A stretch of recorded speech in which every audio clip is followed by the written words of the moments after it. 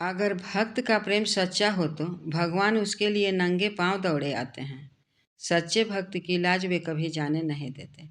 नमस्कार, आज की कहानी है एक राजा, पुजारी और भगवान श्री कृष्ण की। कथा के अनुसार किसी नगर में एक राजा ने एक मंदिर बनवाया, जिसमें श्री कृष्ण की एक मूर्ति रखवाई। पूजा करने के लिए मंदिर में एक पुजारी को रखा। पुजारी नियम से कन्हैया जी को नहलाता और बड़ी ही श्रद्धा से उनकी पूजा अर्चना करता। राजा भी रोज कान्हा जी के लिए एक फूल की माला भेज देता था, और जब राजा दर्शन करने आता तो पुजारी उस माला को उतार कर राजा को पहना देता। ऐसा करते करते पुजारी की भी उम्र बीत चुकी थी। एक दिन किसी वजह से राजा ने मंदिर नहीं गया। उसने एक सेवक के हाथ से कन्हैया जी के लिए फूल की माला भेजवा दी। सेवक ने माला लेकर मंदिर गया और पुजारी को देते हुए कहा कि आज राजा मंदिर नहीं आएंगे। इतना कहकर सेवक चला गया। पुजारी ने हमेशा की तरह कन्हैया जी को माला पहना दी। लेकिन जब शाम हुई तो पुजारी यह सोचने लगा, माला उतारकर किसे पहनाई जाए। उसने सोचा, क्यों न ये माला आज मैं ही पहन लूं। वैसे भी मेरी उम्र हो चली है, जीवन का क्या पता कब खत्म हो जाए।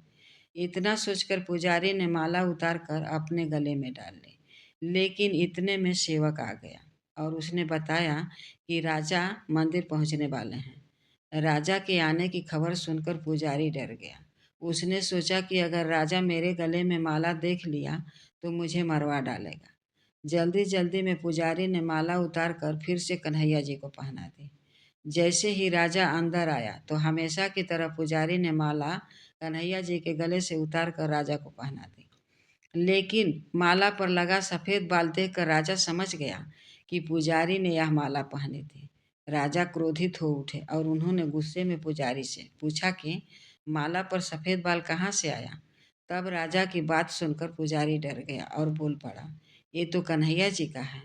राजा और भी क्रोधित हो गए, क्योंकि कान्हा तो भगवान हैं, उनके बाल सफ़ेद कैसे हो सकते हैं।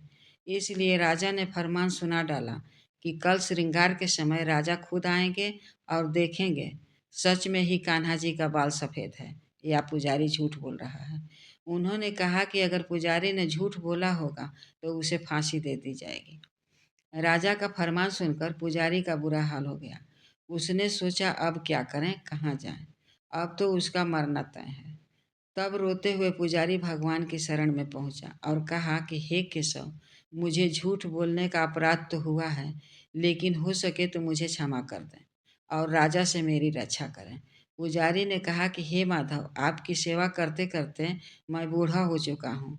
अब आप मुझे माफ़ कर दीजिए, ऐसी गलती दोबारा नहीं होगी। यही कहते कहते पुजारी की न जाने कब आंख लग गई और उसकी आंख तब खुली जब सुबह हो चुकी थी। उधर सुबह होते ही राजा भी आ गया और कहने लगा, आज कान्हा जी का श्रृंगार हम खुद करेंगे। ऐसा कहकर जैसे ही राजा ने कान्हा जी का मुकुट उतारा तो देखा कि श्री कृष्ण के सारे बाल सफ़ेद हैं। लेकिन राजा को फिर भी यकीन नहीं हुआ। उसे लगा कि फांसी के डर से पुजारी ने ही बालों को रंग दिया है। राजा ने सोचा कि क्यों न कन्हैया जी का एक बाल तोड़ कर देखा जाए। इसके बाद राजा ने कान्हा जी का एक बाल तोड़ लिया। लेकिन जैसे ही बाल टूटा, कन्हैया जी के सिर से खून की धारा बहने लगी। यह देखकर राजा भगवान के चरणों में गिरकर माफ़ी मांगने लगा। तभी श्री कृष्ण की मूर्ति से आवाज़ आई, हे राजन, तुमने मुझे केवल मूर्ति मात्र ही समझा, इसलिए आज से मैं तुम्हारे लिए केवल मूर्ति मात्र ही रहूँगा। लेकिन पुजारी ने सच्चे मन और पूरी श्रद्धा से मेरी भक्ति की है, इसलिए उसकी अनन्य भक्ति को देखकर मुझे अपने बाल सफ़ेद करने पड़े।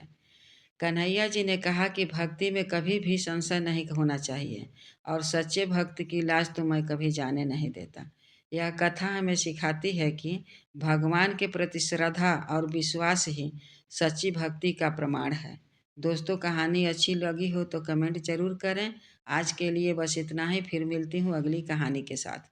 तब तक के लिए धन्यवाद।